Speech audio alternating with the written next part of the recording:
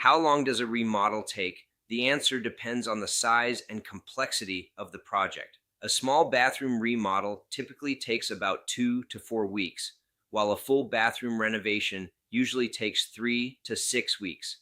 Kitchen remodels often take 4 to 8 weeks, depending on custom cabinets, countertops, layout changes, and material availability. Larger projects like whole home renovations or additions can take several months. The biggest factors that affect the timeline are the scope of work, permitting, inspections, custom materials, and any unexpected issues discovered during demolition. At ECM Carpentry, we provide a detailed project timeline before work begins and keep you updated every step of the way so you always know what to expect. If you're thinking about remodeling your home, we'd be happy to discuss your project and create a timeline that fits your goals, proudly serving homeowners in Delaware, New Jersey, Southeast Pennsylvania, and Maryland.